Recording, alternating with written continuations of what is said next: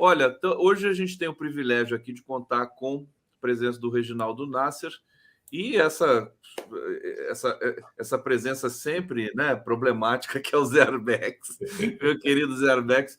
Dois grandes amigos, por isso que eu fiz questão de trazer aqui os dois juntos para a gente falar um pouco desse conflito que está tendo, como de costume, a pior cobertura jornalística, né? Desde a guerra da Ucrânia, que está esquecida, né, Nasser? Agora ninguém mais fala da guerra da Ucrânia também.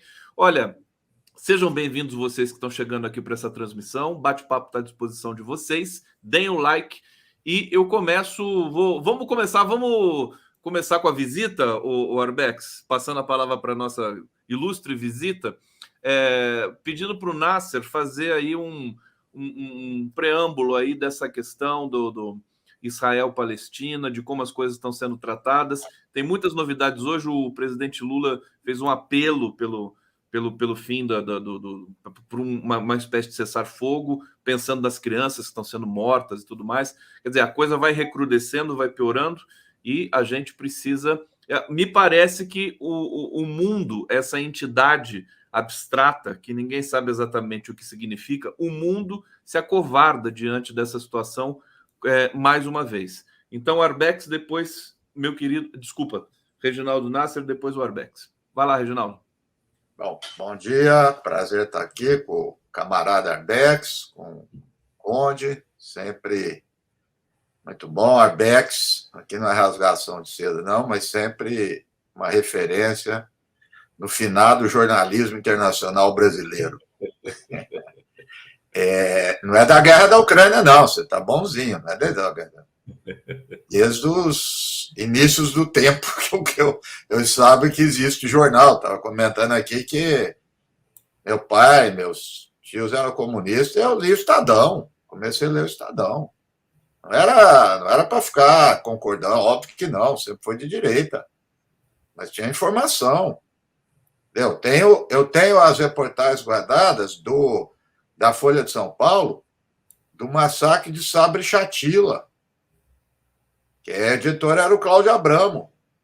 E o Paulo Francis, que era, vamos dizer, considerado direita, criticava, fez uma apuração na época, e escreveu com todas as letras: Ariel Sharon, criminoso de guerra. E escreveu embaixo: Ronald Reagan responsável. Ele não era longe, já tinha sido, mas não era de esquerda, vivia criticando a esquerda e tal, e escreveu isso. O Cláudio Abramo fez uma apuração, porque nesse momento que eles escreveram não estava ainda muito claro, não estava do que havia acontecido. Mas fizeram uma apuração muito, muito clara, muito rigorosa. E, além da apuração, tinha reflexão, tinha análise, tinha as duas coisas. Hoje não tem nada. Fazia acho que 7, 8 anos que eu falei mal da Globo, eles não me chamavam. Eu falei: se chamar agora eu vou. No sábado, foi muito engraçado, eles marcaram às 5 da tarde. Eu falei que eu vou. Um pouco antes eles adiaram para as 7. Eu tenho tudo isso em cópia. Depois adiaram para as 9. Aí foi para as 11h30 da noite, não tinha ninguém. Só que o tiro saiu pela culatra. Porque eles chamaram uma orientanda minha, que é excelente, vai defender tese de doutorado sobre Gaza. E ela deu uma carraspana em todo mundo lá, ela pediu direito de resposta, porque ela estava falando. O que eles fizeram? Começaram a colocar imagem de gente morta, na meia tela. E aí, na hora que ela saiu, colocaram uma pessoa lá de Israel falando que ela mentia. A professora mentia, ela pediu direito de resposta, foi lá. E não sei se vocês chegaram a ver isso, até bombou. Ela disse assim: vocês precisam usar metodologia científica para o jornalismo.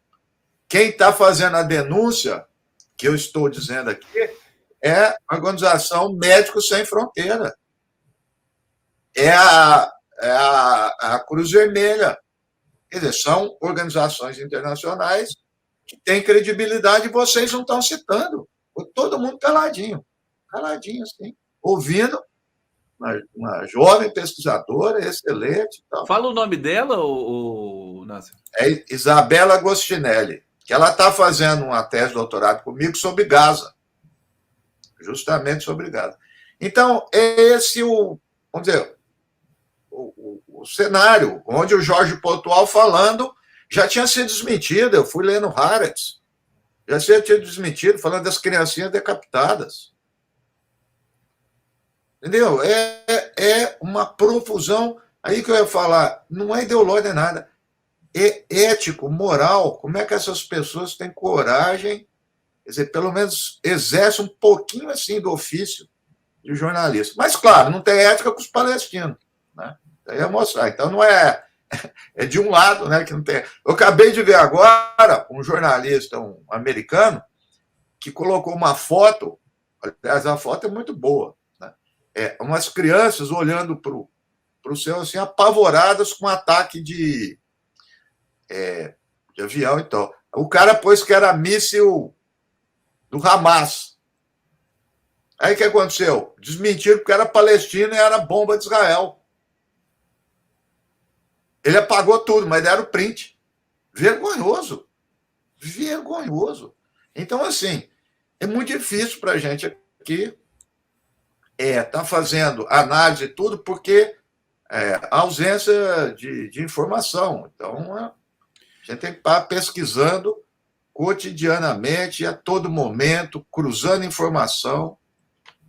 Daqui a pouco eu vou perguntar para o Nasser como é que ele está compondo o rol de informações com o qual ele lida, mas eu queria passar para o Arbex agora, primeiro pedindo para você citar aquele autor que você falou aqui no bastidor, que fala que quando começa uma guerra, a primeira vítima é a verdade, e eu parafraseando que a primeira vítima é o jornalismo, mas assim, o jornalismo já está moribundo, mesmo sem guerra, com guerra, sem guerra. E Arbex, como é que está a tua expectativa com relação a se Israel vai conseguir, né, capturar de novo e executar até o fim o seu planejamento diante de um mundo um pouco diferente. Já não é como 2003, 2005, né? A gente tem uma massificação maior aí da opinião e dos relatos na esfera digital e que podem, por exemplo, como desmentiram essa questão da decapitação das crianças, né? Isso aí não seria desmentido há, sei lá, 20 anos atrás, assim, com tanta rapidez. Arbex, fala pra gente. Bom, primeiro, é uma honra para mim estar participando do debate com o Reginaldo. O Reginaldo, essa figura impoluta, de provecta idade já. Para quem não sabe, o Reginaldo foi durante muito tempo coordenador do curso de Relações Internacionais da PUC, colocou esse curso num patamar talvez o melhor do Brasil, ou entre os melhores do Brasil. E agora, na pós-graduação, fazendo esse trabalho de orientação e de formação de novos pesquisadores, trabalho fundamental, numa área que é cada vez mais essencial, como todo mundo está vendo, né? Relações internacionais. Então, para mim, é um grande prazer, uma honra estar aqui. Aliás, o Reginaldo criou uma disciplina, eu sempre falo isso e repito, que na época que ele criou, eu não sei se até hoje, eu acho que até hoje, é a disciplina de jornalismo e relações internacionais, para dar no curso de relações internacionais. Então, os alunos de relações internacionais, durante um semestre inteiro, discutem cobertura de imprensa e as implicações disso, a guerra híbrida, a guerra cognitiva, a mídia como instrumento de guerra, etc. e tal.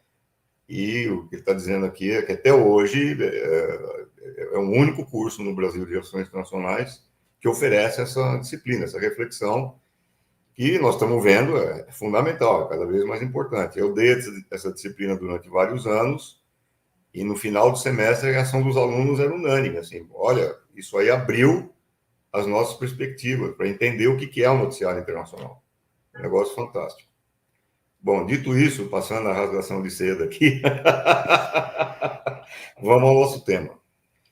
Olha, antes de entrar direto, o livro que você citou, o título dele é A Primeira Vítima. É um clássico da história do jornalismo, escrito por Philip Knightley, e que ele começa dizendo, numa guerra, a primeira vítima é sempre a verdade. Quer dizer, isso desde que existe cobertura, desde a guerra da secessão, a guerra da Crimeia lá, não sei, 1800 e tanto, foi a primeira guerra internacional coberta por correspondentes, etc. e tal. A primeira vítima é a verdade. Agora, eu queria fazer uma reflexão aqui sobre o que está acontecendo e sobre a manifestação do Lula, que dessa vez eu achei muito boa. Agora eu estou reconhecendo o Lula. Quando o Lula fala, parem de matar mulheres, parem de matar crianças, parem com essa desumanidade de todos os lados. Agora eu estou reconhecendo o Lula. Isso sim, eu concordo com ele e acho que foi uma manifestação muito boa que ele teve. Agora, eu quero fazer a seguinte reflexão. Eu, durante boa parte da minha adolescência e da minha vida adulta, eu não entendia, eu não conseguia entender como é que uma nação inteira fingia que não sabia do Holocausto.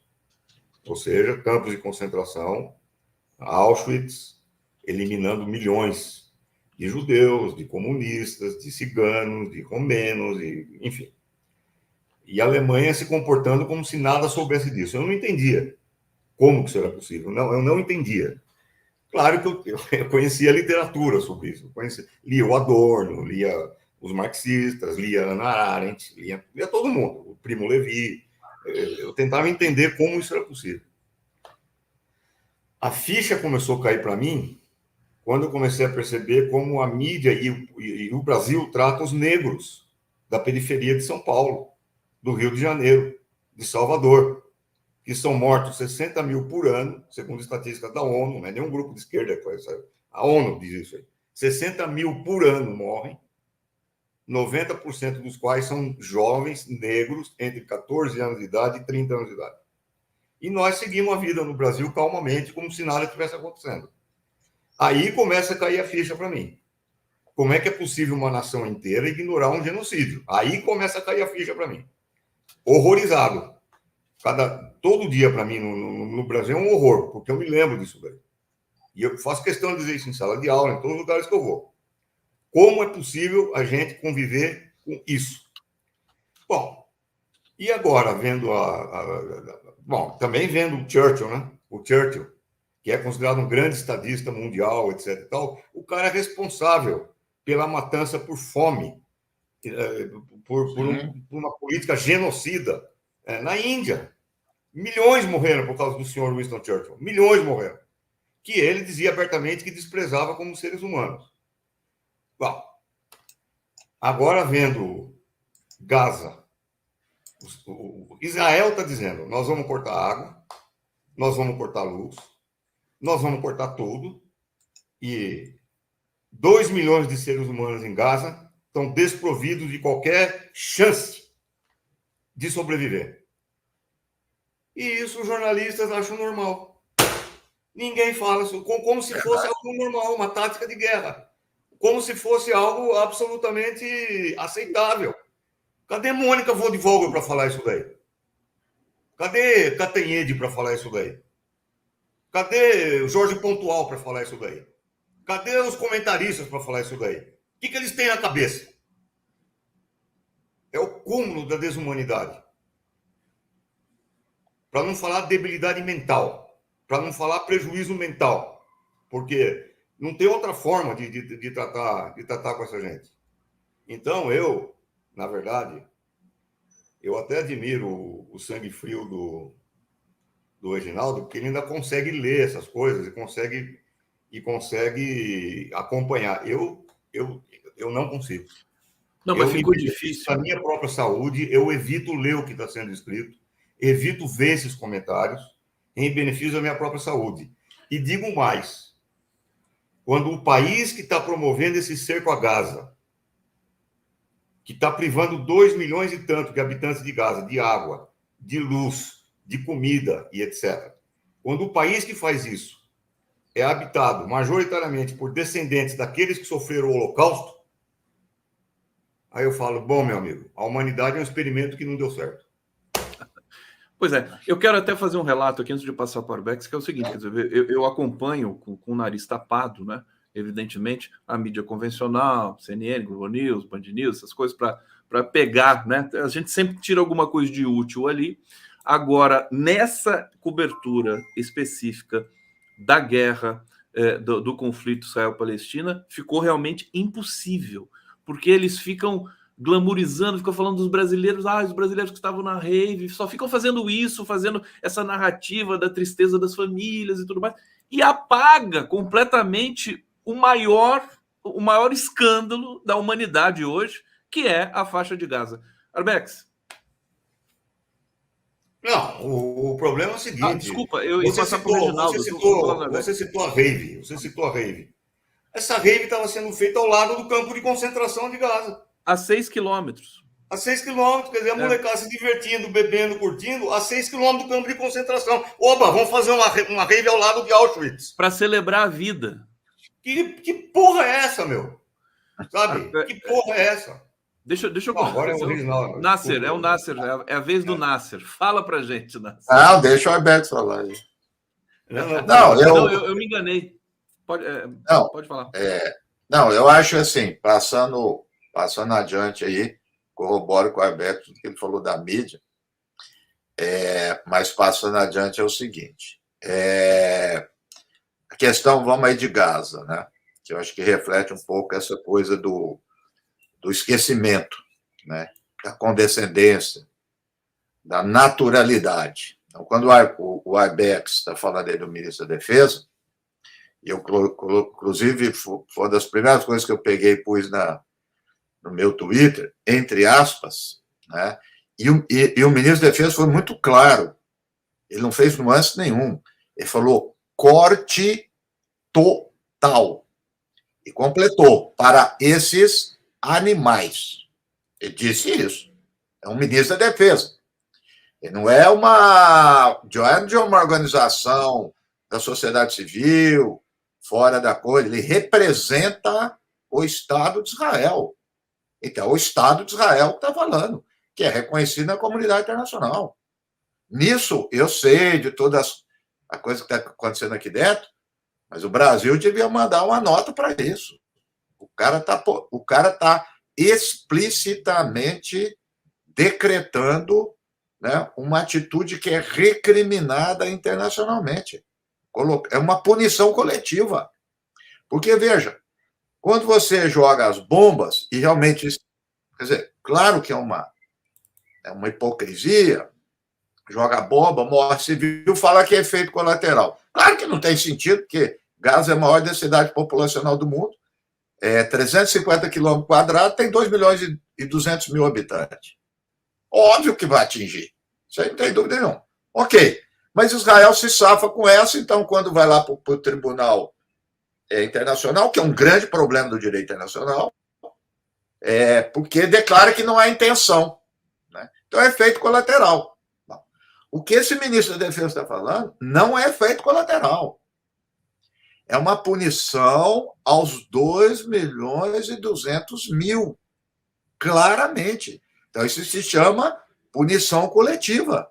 Quer dizer, algumas pessoas... O que fizeram no Guarujá, é isso. Né? O Guarujá ainda disfarça. Disfarçar, não, foi tiroteio e tal. O cara não está disfarçando. Agora, vamos pensar. Se ele não disfarça, é por quê?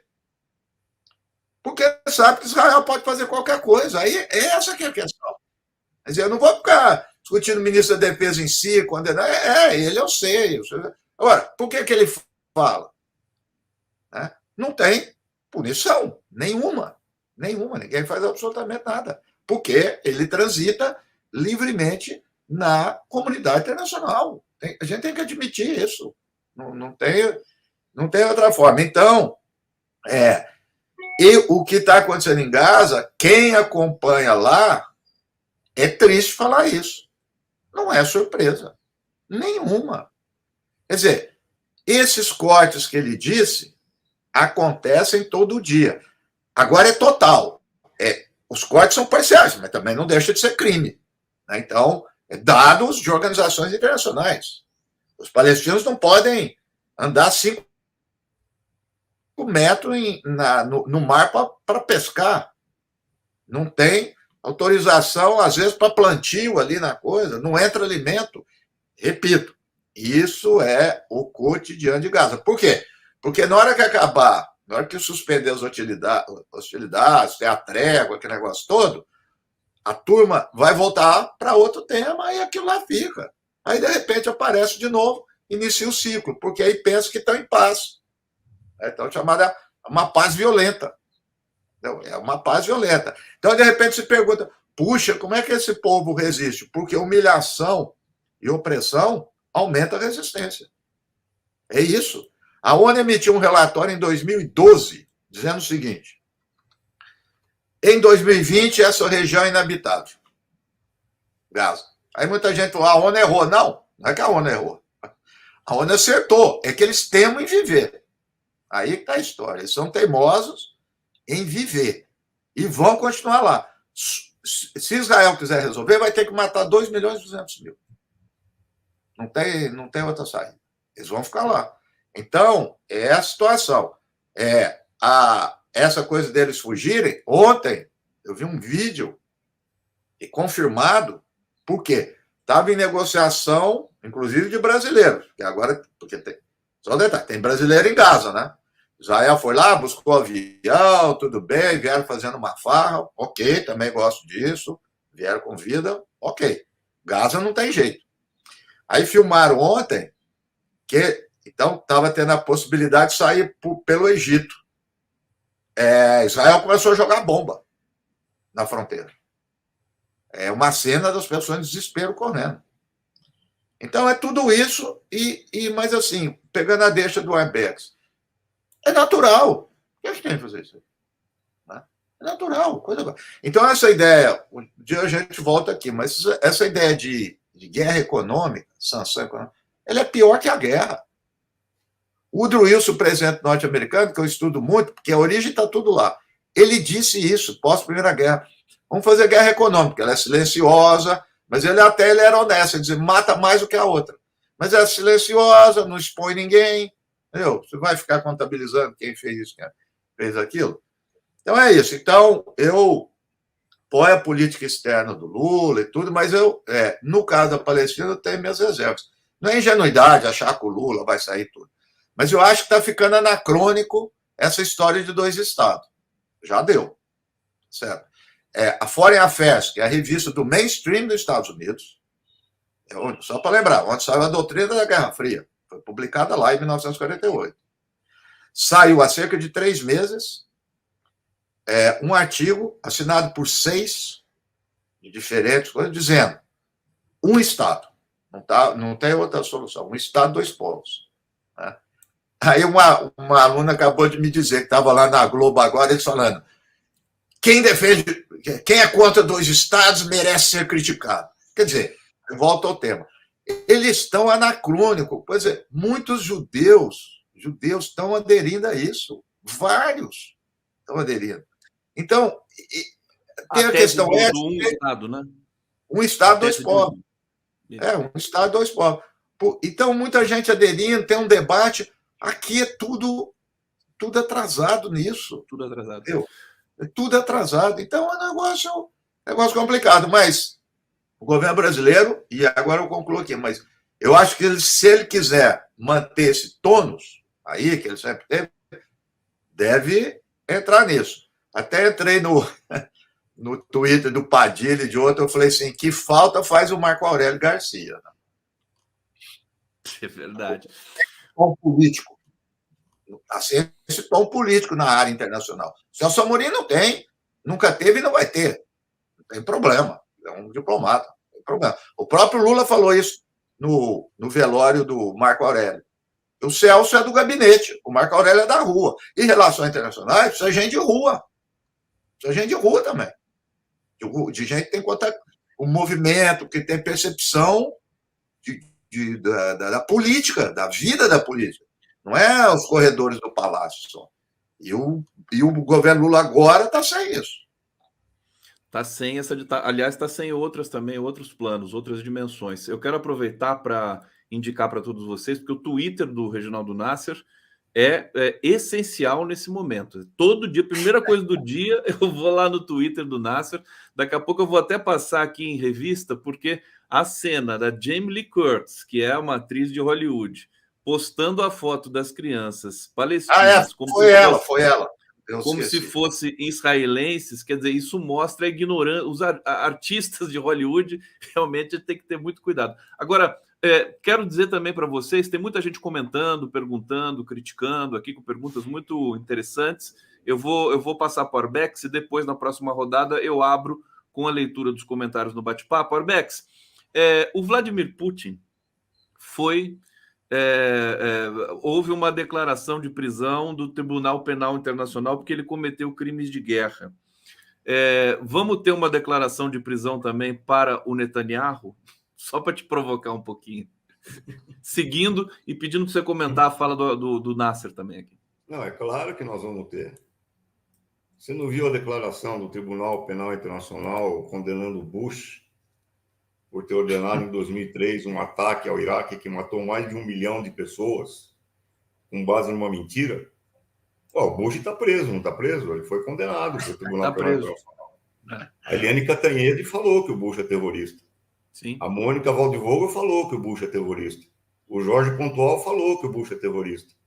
Os comentaristas em geral brasileiros, todos eles falaram que o Bush é terrorista. Você não viu isso? Você está mal informado, cara. Você precisa se informar mais. Ué, como é que... Eu peço desculpas, eu estou mal informado. Peço desculpas. Isso é uma piada, isso que se chama jornalismo no Brasil. Uma piada, uma gozação. Agora, eu pegando o gancho do Reginaldo, ele falou uma coisa aí que é o que eu sempre me deixa mais... O que me dá alguma esperança ainda, vamos dizer assim, é que ele falou, os palestinos não vão sair de lá. Os palestinos não vão sair de lá.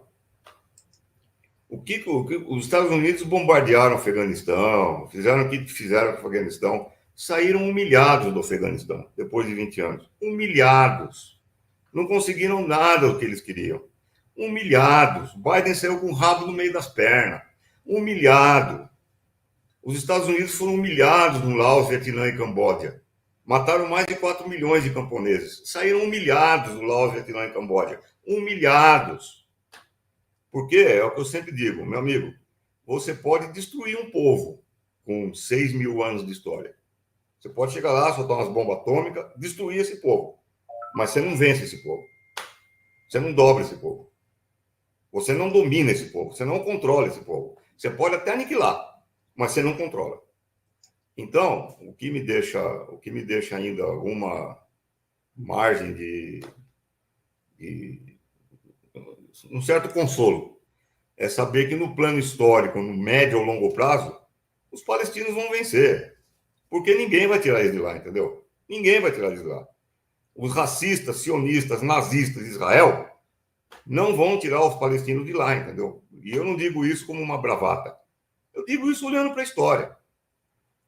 Agora, a minha tese de doutorado, aliás, foi sobre a Primeira Guerra do Golfo, aquela em 1991, quando a mídia inteira propagou a versão de que ninguém tinha morrido na Guerra do Golfo. Bastava fazer uma pergunta para quem tem 2 neurônios na cabeça, o Tico e o Teco. Não precisa ter mais do que 2 neurônios.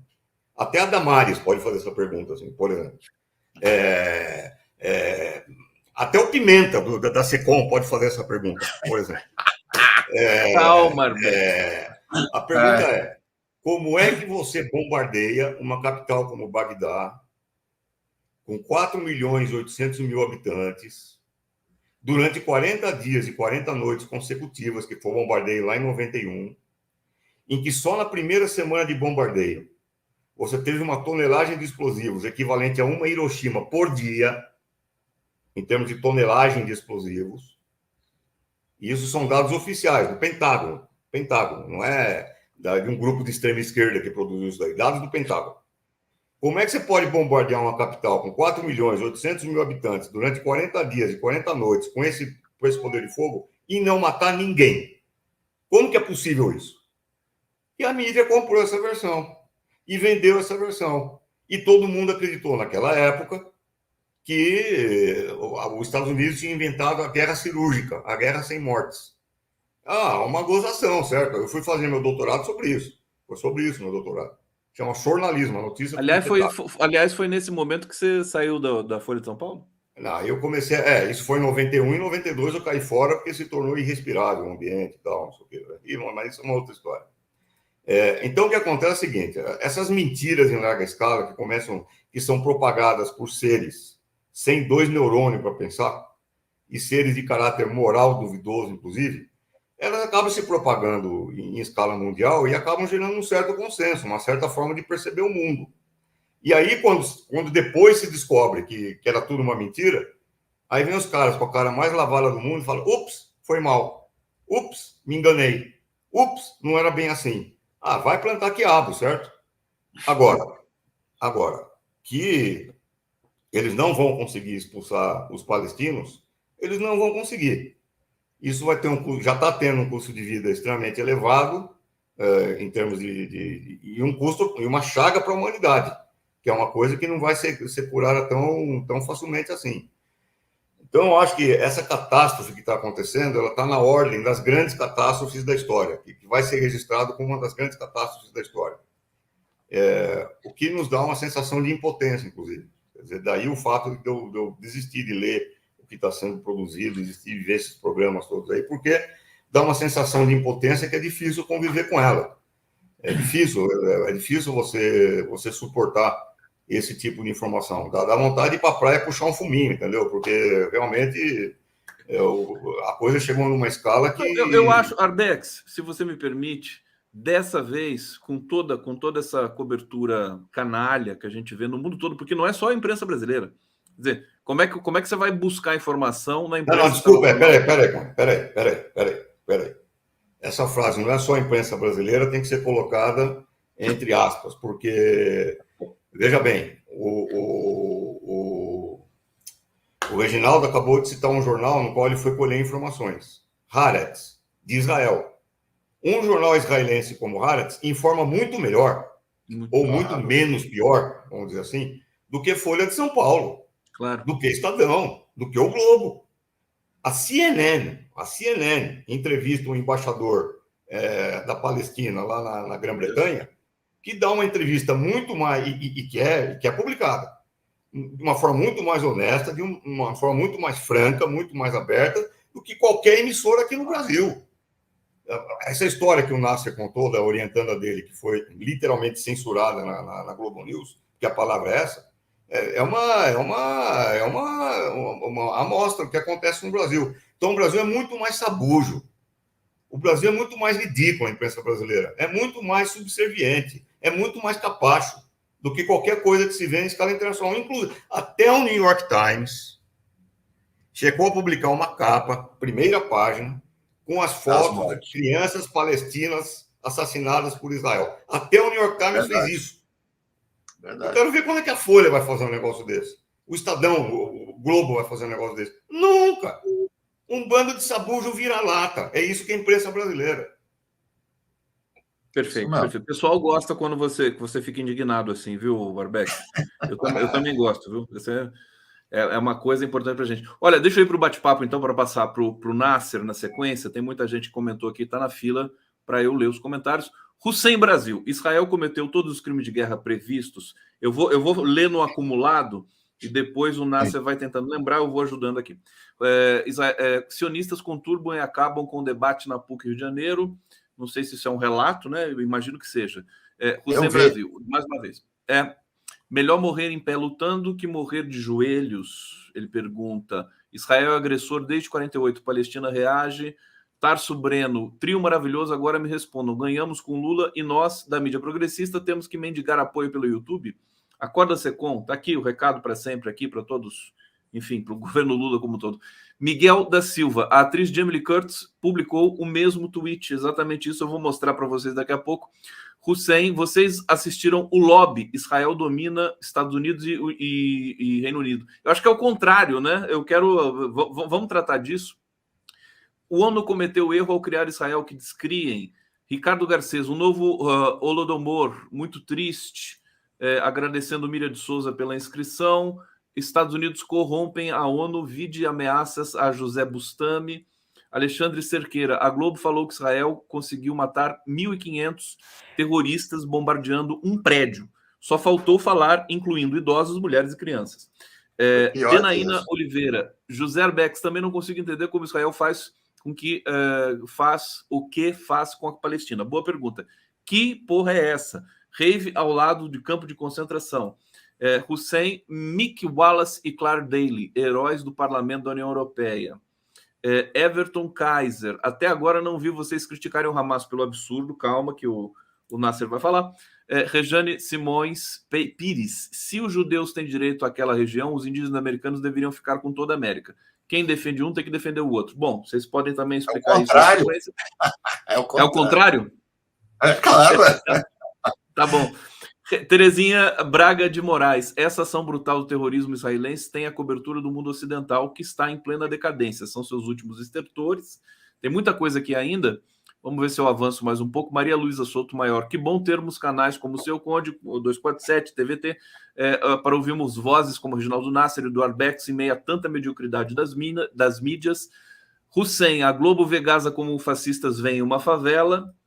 Terezinha Braga de Moraes, por favor, quando entrevista o presidente da Associação Palestina do Brasil, o Alib Rabah, eu conheço, pois ontem no DCM, Sara Vivaco estava entrevistando e de repente a entrevista foi interrompida.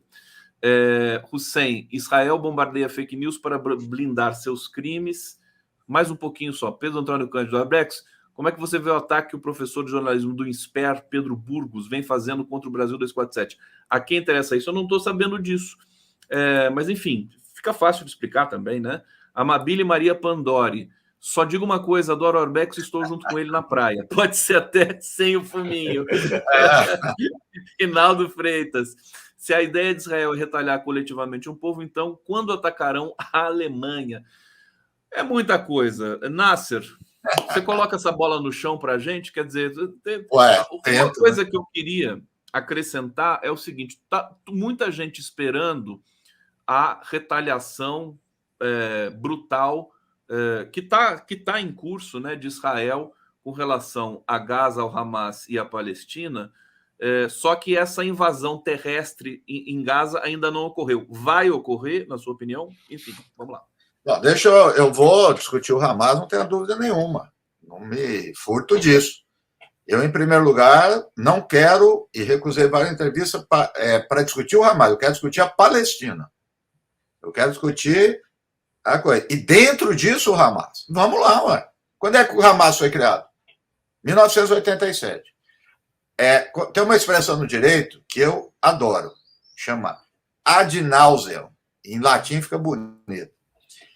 Tem tanta informação sobre isso que dá até náusea, que Israel criou. E eu vou completar. Haaretz, antes de ontem, passei para vários jornalistas, entre aspas. Netanyahu, 2019, com seu partido Likud.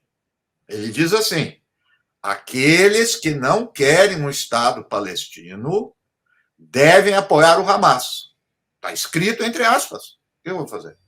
E disse: não podemos deixar ter bloqueio dos bens do Hamas. Mas o Serviço de Inteligência do Egito, nota de rodapé extraída, avisaram o Serviço de Inteligência de Israel no sábado, que estava tendo movimentação atípica em Gaza. Não fizeram nada. Eu estou dando fato, depois a gente interpreta o que isso significa. Hamas surgiu em 87. Então, até 87, estava tudo maravilha. Quer dizer, parece que o Hamas estava lá em 1947 fazendo atentado. É um negócio inacreditável. E outra, quem que minou a autoridade palestina? Eu tenho um punhado de crítica à autoridade palestina, mas demais. Mas quem minou a autoridade palestina? Israel. A autoridade palestina concedeu. O Yasser Arafat, nos acordos de Oslo, foi chamado pelo Eduardo Said de traidor, que a autoridade palestina ia fazer um governo de Vichy, que era o governo francês do nazismo.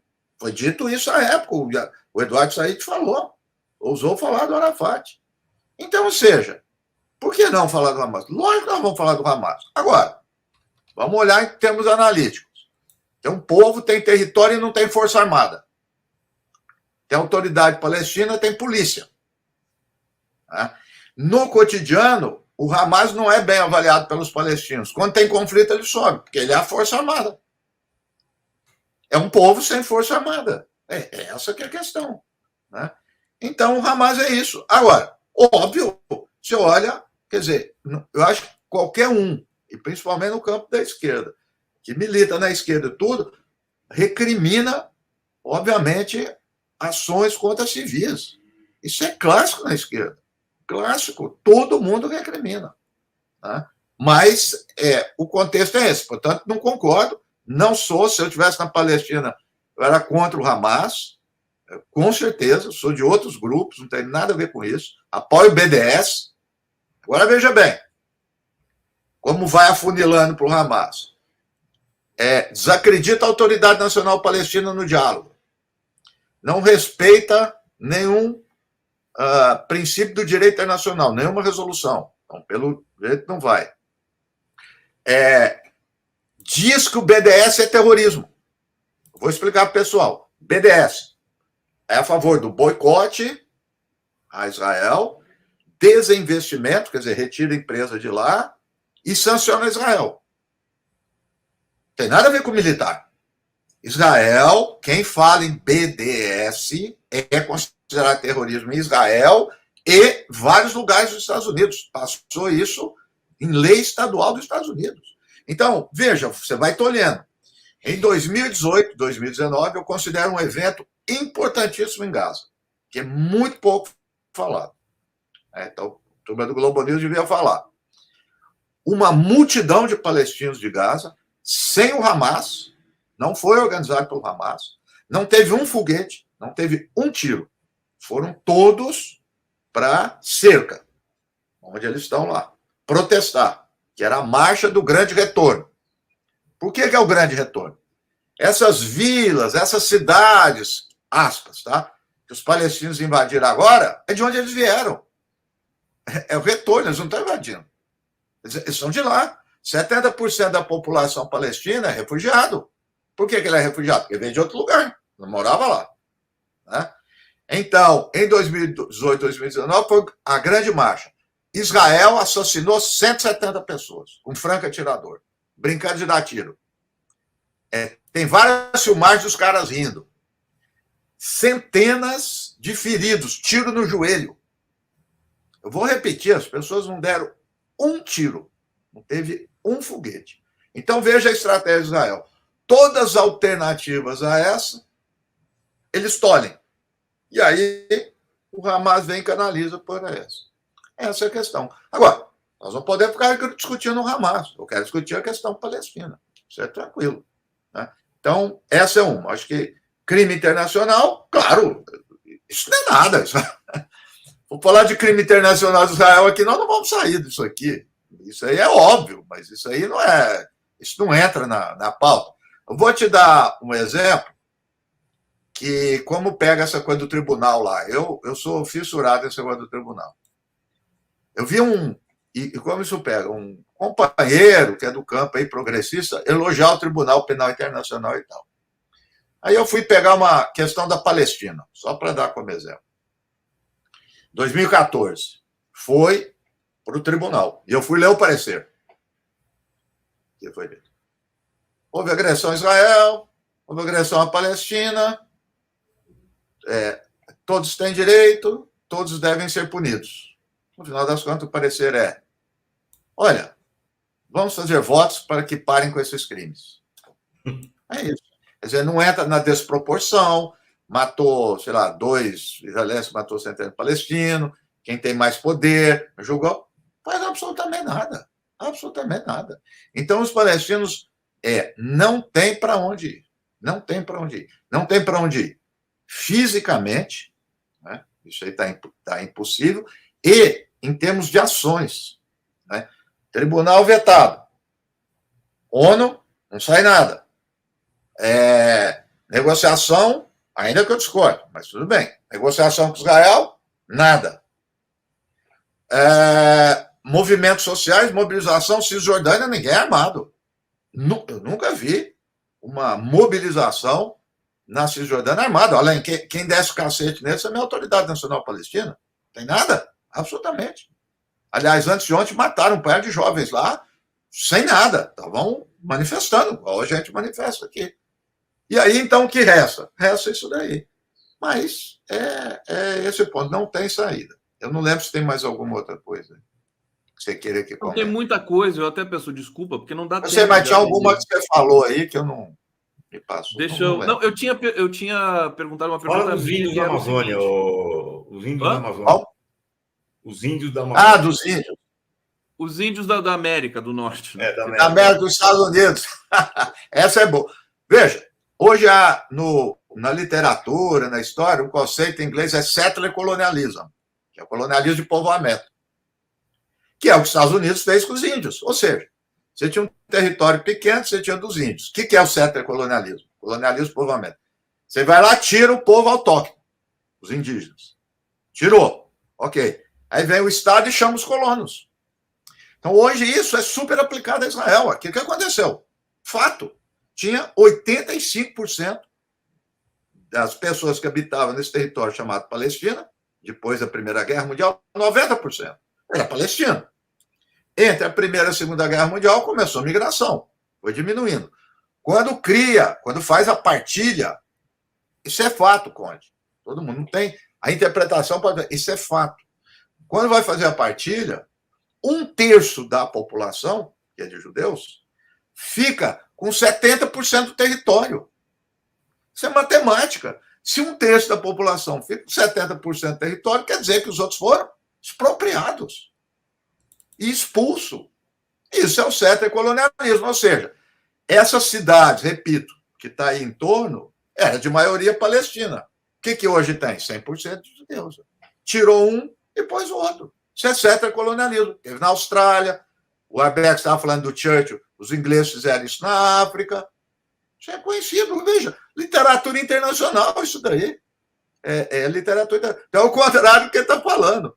Quer dizer, a gente acha, eu estava comentando esses dias, assim, que a gente tinha impressão, eu tinha impressão que a criação do Estado de Israel tinha sido uma coisa assim, toda institucional, debatida, discutida. Não foi, né? Foi uma imposição, não é? Não, a questão foi o seguinte: começou em 47 com a partilha, que foi pela ONU. E qual a culpa aí? Das grandes potências, inclusive a União Soviética. Arrependeu. O primeiro país a reconhecer Israel foi a União Soviética, não foi os Estados Unidos. Então, apoiaram essa resolução, essa partilha. Quando vem a ideia da partilha, há revolta.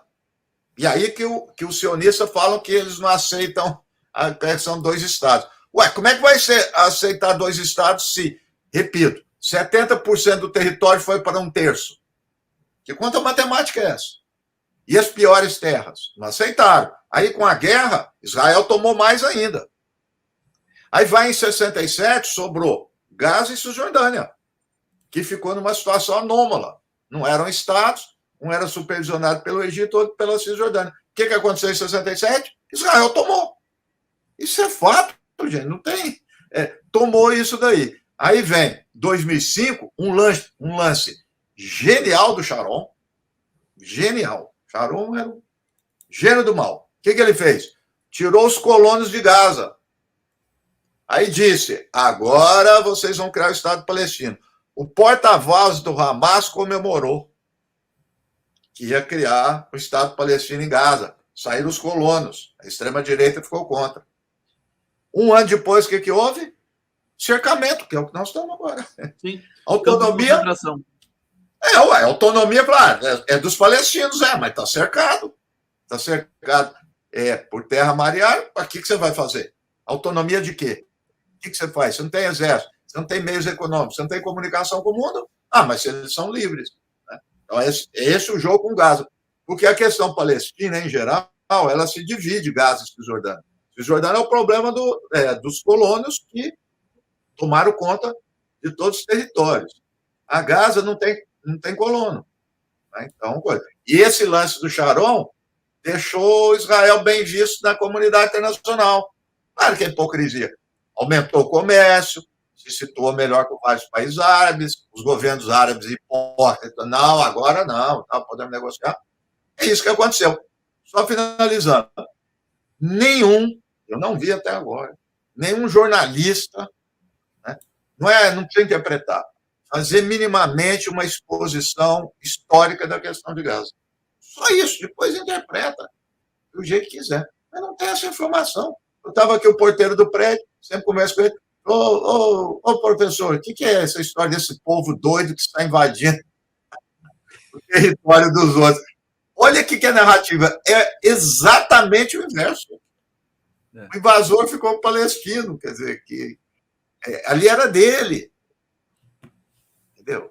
O Hassan, lá do Aljânia, um dia eu presenciei isso, e agora eu termino. Agora eu vou explicar aqui que é o sionismo de esquerda. O Hassan estava lá, Aljânia é onde vieram os pais dele, avós e tudo, que é na Cisjordânia. Ele não pode voltar lá. Qualquer judeu pode entrar. O Hassan não pode. Proibido. Isso para todos os palestinos e vale para todos os judeus. Aí uma menina lá, uma judia, tal, que se dizia pró-palestina, ela veio muito educadamente dizer o seguinte: eu estou indo lá para Israel e se quiser eu vou lá na Aljânia, né, na cidade, e traga azeite para você. É isso também, o sionismo de esquerda. Que legal, hein? Ele vai lá na minha terra trazer azeite para mim. Puta, genial! E ele não pode ir. Entendeu? E essa menina trata isso como natural, que ela tá ajudando. Entendeu? Esse é o sionismo de esquerda, que é o sionismo que é o que defende dois estados, né, fala que eles criticam o 67, mas não critica a criação do Estado de Israel e a expulsão. Encerro. Tá aí o Nasser nessa resenha. O Arbex, queria saber de você. O Breno Altman, a gente conversou aqui no domingo, e ele defendeu essa tese de um Estado, né? Como o apartheid na África do Sul, né? Como é que resolveu na África do Sul? Um homem, uma mulher, um voto, né? Dois povos, um Estado. Mais ou menos como o apartheid da África do Sul. Você acha que isso seria possível, uma articulação? Você acha que o governo brasileiro pode contribuir agora presidindo o Conselho de Segurança da ONU? E eu queria saber dessa expectativa tenebrosa, macabra, de Israel invadir por terra a região de Gaza. Quer dizer, todo mundo falando no maior genocídio do século XXI. Se isso acontecer, isso pode acontecer? Meu querido Arbex? Bom, primeiro, retomando uma coisa que o Reginaldo acabou de falar, sobre a partilha. Partilha para todo mundo entender de um jeito bem tranquilo e didático, vamos dizer assim. Embora guardando as devidas proporções, é o seguinte: o cidadão que está nos assistindo aqui está na sua casa, no seu apartamento, aí eu bato na porta dele e falo assim: a partir de hoje é o seguinte, eu vou ficar com a tua sala, o teu banheiro e o teu quarto, e você fica confinado à cozinha. Você topa isso? Aí você fala, mas como eu vou ficar confinado na minha cozinha? Que porra é essa? Por que você está falando isso? Não, porque está na Bíblia. Há 10 mil anos atrás, baixou o santo num profeta qualquer lá, profeta Elias, sei lá que profeta, profeta X, e o profeta lá 10 mil anos atrás falou que a tua sala é minha, entendeu? Então, e aí você fala, não, eu não topo isso. Olha como você é intolerante. Olha como você não quer partilhar as coisas. Vem cá, a nação responsável pelo Holocausto não foi a Alemanha? Foi. Então, por que o sionismo não vai na Alemanha reclamar a instalação de Israel na Alemanha? Por quê? Qual é o babado aí? Qual é a lógica? Não, mas não teve nenhum profeta que falou que a Alemanha... não, porque o movimento sionista queria se instalar antes em Uganda. Depois as discussões foram lá para a Terra do Fogo, a Patagônia. Depois pensaram na Albânia. Pensaram, inclusive, num pedaço da União Soviética antiga, lá perto da Sibéria. Lá, quer dizer... Então é isso. Os palestinos são intolerantes, eles não querem dividir, eles não querem dialogar, porque eles não querem entregar a própria sala, não querem entregar o próprio apartamento, não querem entregar tudo que eles têm, em nome do que um profeta falou há 10 mil anos atrás. Aí vira uma brincadeira.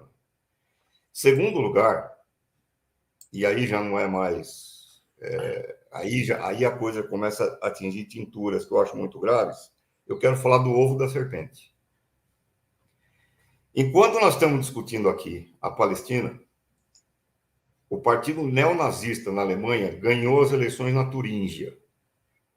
O partido neonazista na Alemanha, neonazista, ganhou as eleições na Turíngia. Turíngia é uma região simbólica da Alemanha, porque lá fica Weimar, lá nasceu Johann Sebastian Bach, lá nasceu Goethe, lá nasceu alguns dos luminares da cultura alemã. Ali, os neonazistas ganharam as eleições. Nas eleições que acabaram de acontecer regionais, os neonazistas ficaram em segundo lugar em Hesse e em segundo lugar na Bavária. Quer dizer, você está vendo o crescimento do movimento neonazista na Alemanha. Sabe o que significa isso? Eu espero não ter que lembrar aos nossos irmãos judeus, eu digo irmãos sem nenhuma ironia, porque claro que eu faço uma diferenciação muito grande entre judeu, sionista e o Estado de Israel. São coisas diferentes.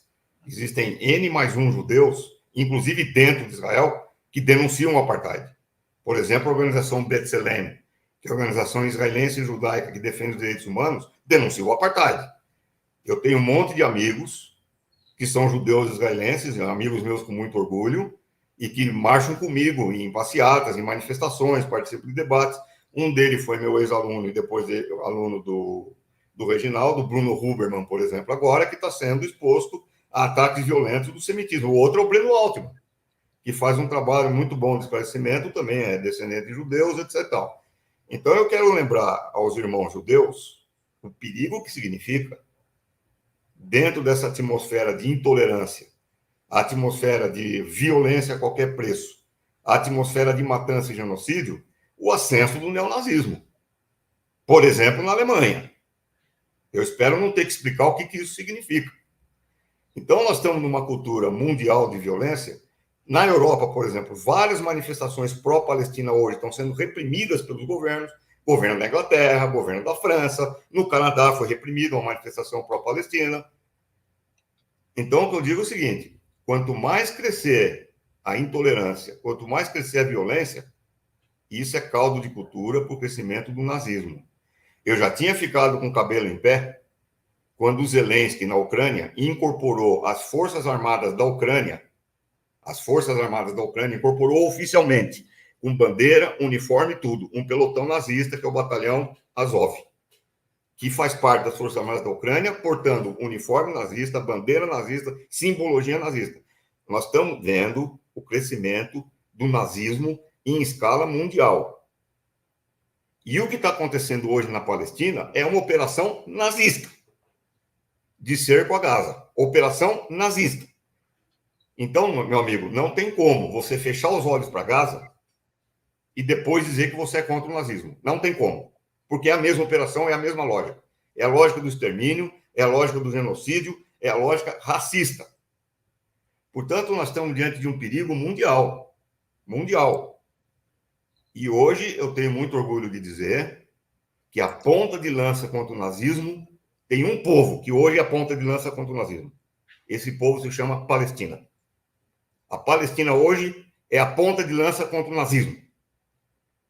Os judeus no mundo inteiro deveriam ser gratos ao povo palestino.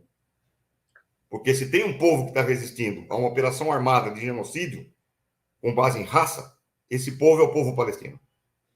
Então, eu acho que tem uma coisa que pode eventualmente impedir a continuidade do horror a Gaza, que seria um levante da opinião pública mundial. Agora, isso aí está enfrentando obstáculos, porque os governos europeus que são capazes do império, que são subservientes ao imperialismo, estão reprimindo as manifestações pró-Palestina. Então, ou vai existir um movimento internacional de solidariedade que consiga suplantar essa operação internacional de esmagamento dos palestinos, ou nós estamos condenados a assistir um genocídio de proporções gigantescas. E que, se acontecer, também as consequências disso também são... Não, é carta branca para o nazismo, meu amigo. É carta branca para o nazismo. É carta branca para o nazismo. Todo mundo vai achar que pode fazer a mesma coisa. É disso que nós estamos falando. É carta branca para o nazismo. Não é uma brincadeira o que está acontecendo. Arbex, não é uma coisa que diz respeito aos palestinos e que está circunscrito ao Oriente Médio. Nós estamos discutindo o fenômeno mundial. Quando você tem um velho decrépito que é incapaz de dar 2 passos sem tropeçar, como o Biden, falar o que falou ontem sobre a punição aos palestinos, quando você vê o cara que é o chefe da maior potência nuclear do mundo, bélica do mundo, falar um negócio desse e isso não produzir reações, olha, isso daí é nazismo a céu aberto. Arbex, vamos fechar, vamos amarrar tudo. Agora a gente tem 5 minutos aqui para a gente fechar. Vou passar para o Nasser e a gente já vai terminando a participação desses 2 monstros aqui da análise, né, geopolítica. Nasser, seguinte, eu queria que você falasse. Oi? O Cone chamou o Nasser de monstro. Chamei de monstro. Monstro do bem. Monstro do bem. Comenta essa questão do Biden, dos Estados Unidos. Eu não quero nem usar a palavra perspectiva, mas, enfim, o que a gente pode esperar, né, desse conflito? Qual o papel do Brasil? O que o Brasil pode fazer? Pode fazer alguma coisa nesse sentido? Depois o Arbex finaliza. Vai lá, Nasser. Se me permite, eu vou pegar um ponto aí do Arbex, que eu acho que é mais importante. O Brasil pode pouco, mas eu acho que tem um papel importante que tem se destacado na questão também da Ucrânia e na Palestina. Eu acho que tem um problema interno aqui, que não é o caso da Ucrânia, né? É o que alguém chamou, agora eu esqueci, né, do lobby, né? O lobby sionista. Mas, enfim, o que eu quero pegar do Arbex é um negócio importante que chamou a atenção. A Palestina, ela acabou se transformando num laboratório. E aproveitando a deixa, eu li 2 livros de judeus antisionistas dizendo isso, que pesquisam isso, mostrando ad nauseam, como eu gosto, informações que eles transformam em laboratório para armas, laboratório de técnicas. Isso é corrente, todo sabe disso. Mas, ao mesmo tempo, a gente também não ficar tão deprimido, como é o laboratório para isso, também é o laboratório da resistência. Aí é que está. Né? É isso que o Arbex chamou a atenção. Então, quem é de tradição de esquerda marxista sabe, quer dizer, os fatos são feitos por luta, conflito. Então, é esse conflito. Esse conflito está lá. E por isso que é um pedacinho de terra, no caso da faixa de Gaza, é do tamanho de Parelheiros. Né? Esse pedacinho de terra diz muita coisa, né? Porque o mundo vai ficar olhando que é um experimento de um lado e experimento de outro. E terminando aqui, eu já há um tempo estou dizendo isso, é uma visão minha, como eu olho mais a grande política, né? Israel foi criado pela grande política. Claro que teve a questão interna, teve os grupos, ok. Então, a Palestina tem que ser criada pela grande política. Não tem jeito. Entendeu? Então, os movimentos palestinos, os movimentos que apoiam a Palestina, têm que lutar e influenciar a conduta desses países, das grandes potências. Não tem jeito. Não tem outro jeito.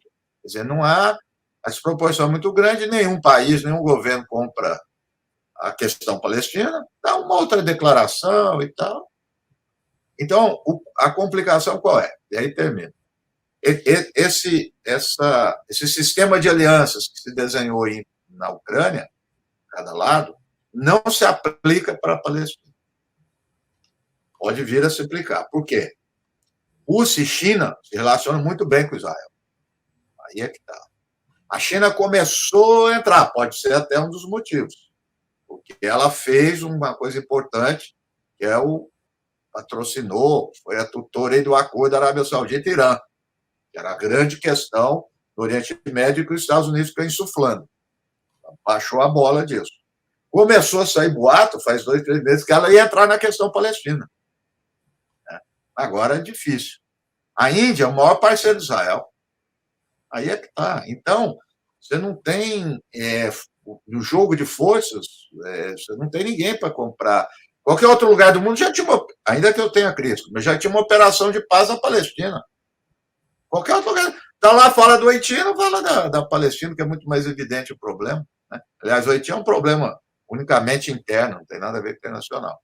Então, eu acho que tem que ter essa luta pelo convencimento, pelo BDS, quer dizer, são essas mobilizações políticas que fazem isso. O que deu outro tom para a Palestina na política internacional? Não foi a Acordo de Oslo e não foi o Hamas. Foram as intifadas. As intifadas são os movimentos populares. As intifadas colocaram a questão palestina em outro patamar. Né? E é preciso novas intifadas. Mas volto a dizer, intifada, que é um movimento popular, pacífico, não tem arma nem nada, é visto como terrorismo para Israel. Então, veja, a tática. BDS é terrorismo, que é boicote. Intifada é terrorismo. E o Hamas é terrorismo. Né? Você não tem a distinção disso, que coloca tudo num barco só e fica muito mais fácil para fazer as punições coletivas. É um prazer estar aqui, ouvir o Arbex, conversar com você. Muito bom, Nasser. Obrigado. Arbex, palavras finais aí do nosso encontro. O Nasser, um monstro, resumiu bem o que eu teria a dizer. Tá feito, Alguém então. escreveu aqui, Jesus está voltando, oremos. O Reginaldo Nasser, desejar aí todo bom trabalho para você, na PUC, para vocês dois aí. Vamos continuar debatendo essa questão, né? Vamos torcer para a gente poder fazer disso, né, algo que pelo menos conscientize parte da população internacional. O Arbex agora deixou uma questão muito forte no ar, né? Quer dizer, quem que vai mexer com Israel? Ninguém quer mexer com Israel, né? A Índia, a China, a Rússia, né? Todo mundo lava as mãos, né? Todo mundo é Pilatos nesse conflito aí. Quem sabe a gente consiga fazer diferente, o Brasil possa ter algum tipo de voz nessa discussão aí sobre o conflito Israel-Palestina. Obrigado aos dois. A gente vai fazer a transição aqui no Giro. Glória, Arbex. Louvemos ao Senhor. Faz a despedida para o Reginaldo aprender aqui. Jesus te guie em todos. O estilingue aqui, ó. O estilingue da Palestina. Olha o estilingue do Nasser.